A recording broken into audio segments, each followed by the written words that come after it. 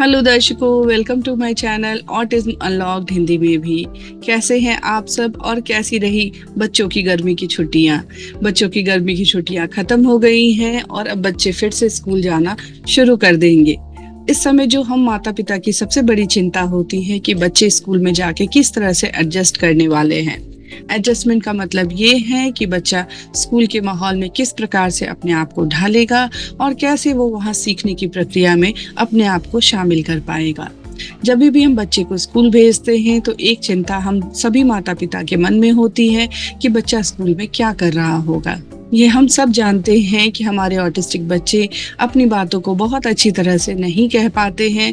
इसमें सबसे बड़ी चिंता की बात ये होती है कि अगर स्कूल में उनके साथ कुछ होता है तो आखिर वो घर आके कैसे बतलाएंगे। सभी माता पिता की तरह यह चिंता मुझे भी थी और मैं भी ये कोशिश करती थी कि किसी तरह से जान सकूं कि बच्चे ने स्कूल में क्या किया, क्या पढ़ा और क्या सब स्कूल में हुआ। लेकिन इसके लिए भी हमें अपनी तरफ से एक नए प्रयास की ज़रूरत होती है। जिस तरह से हमने उन्हें हर चीज़ सिखाई है, हमें ये भी सिखलाना है कि बच्चे ने स्कूल में क्या किया, इस चीज़ की जानकारी वो हमें कैसे दे। स्कूल का माहौल होता है जहाँ पे बहुत सारे बच्चे आपस में एक साथ खेलते हैं, साथ मिलके सीखते हैं, पढ़ते हैं। ये सब माहौल ऐसा है जो हमारे बच्चे के डेवलपमेंट के लिए बहुत ज़रूरी है। लेकिन जब बच्चा घर आकर के कुछ नहीं बतलाता है तो हम इस चीज से अनअवेयर रहते हैं कि आखिर बच्चे ने आज क्या सीखा और बच्चे के स्कूल में क्या हुआ। तो आज मैं आपको यही बतलाने जा रही हूँ कि आखिर मैंने कैसे इसकी शुरुआत करी, कि आखिर अथर्व ने कैसे बताना शुरू किया कि स्कूल में क्या हुआ था और उसने क्या सीखा, क्या क्या किया, ये कैसे बतलाना शुरू किया था। इसकी शुरुआत मैंने सबसे पहले बच्चे की इंटरेस्ट वाली चीज़ों से की। बच्चे को खाने का बहुत शौक था तो मैंने सोचा कि मैं खाने की चीज़ों से ही उसकी शुरुआत करती हूँ। इसमें सबसे पहले मैंने ये किया कि जब भी मैं अपने बेटे अथर्व का टिफ़िन रेडी करती थी तो उसे सामने में रेडी करती थी। जैसे कि अगर पराठा है या सैंडविच जो भी मैं पैक कर रही हूँ, मैं अथर्व को दिखला के करती थी। जैसे कि अगर उसका बैग सेट कर रही हूँ तो पहले बुक्स वगैरह डाल दिए। इसके बाद मैं जब टिफ़िन रखने लगती थी तो टिफिन में सैंडविच रखते हुए मैंने अथर्व को दिखलाया कि अथर्व, टिफिन में क्या है? सैंडविच। टिफिन में क्या है? सैंडविच। और कह के सैंडविच उसमें पैक करके टिफिन को बैग में रख देती थी। तो इस तरह से आपने देखा कि टिफिन पैक करते वक्त की जो प्रक्रिया है वो बच्चे को दिखला के की जाती है। जब बच्चा स्कूल गया और स्कूल से आने के बाद आपको कोशिश ये करनी है कि स्कूल से आने के तुरंत बाद आप ये सवाल करेंगे, क्योंकि जब स्कूल से वो घर आता है फिर घर की चीज़ों में व्यस्त हो जाता है। मैं ये करती थी कि जब मैं उसे स्कूल से वापस लाती थी तो कार में ही ये क्वेश्चन से पूछती थी। जैसे मैं उसके टिफिन को निकाल के और उसे दिखला के पूछती थी, टिफिन में क्या खाया? टिफिन में क्या खाया? अब यहाँ पे आप ये सोच सकते हैं कि बच्चे के लिए बहुत नई चीज है तो हो सकता है कि वो जवाब ना दे। तो यहाँ पे आप ऐसा कर सकते हैं कि बच्चे को ऑप्शन दे। जैसे कि आप जनरली टिफिन में जो भी देते हैं उसके नाम दे सकते हैं। पराठा खाया या सैंडविच खाया? पराठा खाया या सैंडविच खाया? बच्चे ने जब दो चीजें सुनी और वो रिलेट करेगा कि टिफिन में आज क्या था तो बच्चा बोलने की कोशिश करेगा। अगर वो नहीं बोलता है तो आप उसे बोलने के लिए प्रोत्साहित करेंगे कि सैंडविच खाया, सैंडविच खाया। और बच्चा समझेगा कि आप पूछ क्या रहे हो और उसे जवाब क्या देना है। ये एक दिन की प्रक्रिया नहीं है। आप मान के चलेंगे कि 1 से 2 महीने लगातार आपको ये सवाल करना है ताकि बच्चा ये समझ सके कि आज उसने स्कूल में जो भी खाया वो मुझे मम्मा को बतलाना है।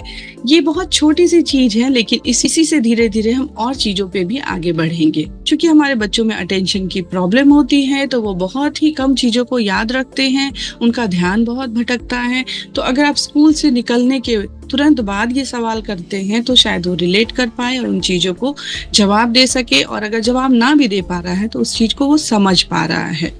इसके अलावा आप ये भी कर सकते हैं कि आप जब बैग खोल रहे हैं घर पे आके तो आपने बैग में देखा कि आज क्या सब पढ़ाई हुई है, आपने देख लिया। अगर बच्चे ने कुछ नहीं लिखा है तो भी कोई बात नहीं है, आप उसके बाद भी उसे पूछ सकते हैं, स्कूल में क्या पढ़ा? ABC पढ़ा या 1-2 पढ़ा? ABC पढ़ा या 1-2 पढ़ा? अब यहाँ बच्चे ने अगर कहा ABC तो आप बहुत सारा प्रोत्साहन देंगे कि वेरी गुड, वेरी नाइस। और अगर बच्चे ने कहा 1 2 3 तो आप उसी तरह से उसका प्रोत्साहन करेंगे। आपको ये ध्यान रखना है कि बच्चे को ABC और 1 2 3 जो है वो आने चाहिए, तभी बच्चा उससे रिलेट कर पाएगा। और वैसे भी जब आप उसको स्कूल में भेजते हैं तो उसे ABCD और 1 से लेकर 10 तक की काउंटिंग का ज्ञान होना चाहिए। तो ये 2 चीजें जो हैं वो आप लगभग 2 महीने तक जरूर चलाएंगे। धीरे धीरे बच्चा आपको स्कूल से रिलेटेड जब चीजें बतलाएगा तो स्कूल से रिलेटेड बहुत सारी चीजों पे वो ध्यान देना शुरू करेगा और फिर आप बहुत सारी चीजें उससे पूछ सकते हैं। लेकिन अभी पहले आपको 2 चीजों पे ज्यादा फोकस करना है, एक तो खाने की चीजें और दूसरी चीज ये है कि बच्चे ने क्या पढ़ाई की। इन दोनों चीजों पे फोकस करना है। जब बच्चा इन दोनों चीजों को बताने लगे फिर हम किसी और चीज पे आगे बढ़ेंगे। इन 2 चीजों से आगे बढ़ने के बाद जो तीसरी चीज बहुत इंपॉर्टेंट आती है कि हमें हमेशा ये डर रहता है कि कहीं स्कूल में किसी बच्चे ने मेरे बच्चे को मारा तो नहीं है। अब ये बातें इसलिए इम्पोर्टेंट हैं क्योंकि बच्चा एक ऐसी जगह जा रहा है जहां आप नहीं हैं और आपका बच्चा एक्सप्रेस अपने आप को नहीं कर पा रहा है। तो ऐसे में उसे ये बतलाना आना चाहिए कि स्कूल में उसके साथ क्या हुआ। लेकिन अभी हमारे बच्चे में इतना कम्युनिकेशन नहीं है कि वो एक एक डिटेल बता सके, तो हम किसी एक एक्शन को लेके चलते हैं और वो चीज़ जो हम सभी माता पिता के लिए चिंता का सबब है वो ये है कि बच्चे को किसी ने मारा तो नहीं। अब हम कैसे पता करेंगे कि हमारे बच्चे को किसी ने मारा तो नहीं? तो इसके लिए आपको घर पे इसके लिए रोल प्ले करना पड़ेगा। रोल प्ले में आप अपने परिवार के सदस्यों की सहायता ले सकते हैं और बच्चे के साथ प्ले वे में बतला सकते हैं कि किसी को मारना क्या होता है और अगर कोई मारता है तो आपको कैसे बतलाना है। मैं अपनी बात करूं तो मैं जैसे अपने बड़े बेटे और अपने हस्बैंड के साथ बैठती थी, मैं बच्चे के बगल में बैठती थी और सामने में हस्बैंड और मेरा बड़ा बेटा बैठा हुआ है। इसमें ऐसा होता था कि मेरे हस्बैंड एक हल्की सी चपत बड़े बेटे को लगाते थे और जैसे ही उसे हल्की सी चपत लगती थी तो वो एक्टिंग में करता था, बहुत जोर से सैड हो जाता था, पापा ने मारा, पापा ने मारा। उसके बाद मैं उससे पूछती थी किसने मारा, किसने मारा, और वो बहुत सैड होकर कहता था पापा ने मारा, पापा ने मारा। इसके बाद इनके पापा अथर्व को हल्की सी चपत लगाते थे। अब जब उसको चपत लगाते थे तो फिर मैं अथर्व से पूछती थी किसने मारा, किसने मारा। फिर उसे बोलने के लिए प्रोत्साहित करती थी पापा ने मारा, पापा ने मारा। तो आप देख रहे हो कि ये एक तरह से हम रोल प्ले कर रहे हैं और बच्चे के सामने दिखला रहे हैं कि अगर किसी ने आपको मारा तो आप कहेंगे आकर के किसने मारा है।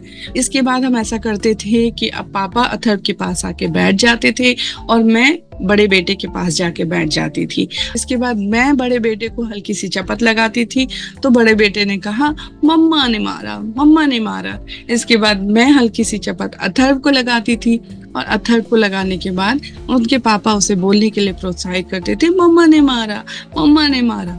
इस तरह से आप देख रहे हो कि हम अपनी अपनी जगह चेंज कर रहे हैं, बट ये एक्शन हम दिखला रहे हैं कि अगर कोई आपको मार रहा है तो आपको किस तरह से बतलाना है कि इस आदमी ने आपको मारा है।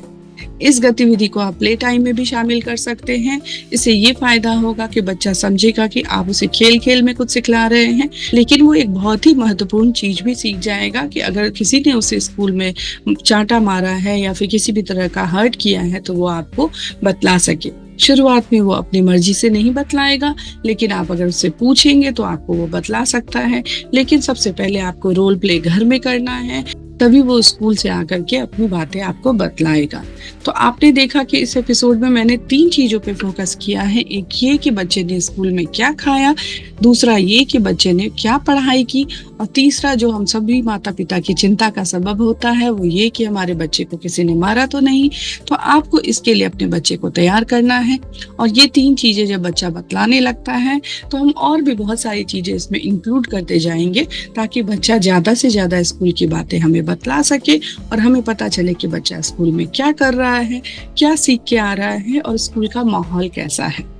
तो आशा करती हूँ आप समझ पा रहे होंगे कि स्कूल की बातों को बतलाना बच्चे के लिए कितना महत्वपूर्ण है, और बच्चा जब ये सीख जाता है तो एक तरह से हमारी भी बहुत बड़ी चिंता खत्म होती है। हम ये सोचते हैं कि ठीक है, वहाँ की बातें हमें पता चल रही है। ये सच है कि वो बहुत बड़े बड़े वाक्यों में नहीं बोलेगा, लेकिन छोटे छोटे वाक्यों में ही वो अपनी चीजें को बतलाएगा, और यही हमारे लिए काफी है क्योंकि हम उससे अंदाजा लगा सकते हैं कि बच्चे के स्कूल में किस तरह का माहौल है। So thank you so much for joining and thank you so much for watching my channel. Please like and subscribe my channel to get all the updates. Thank you.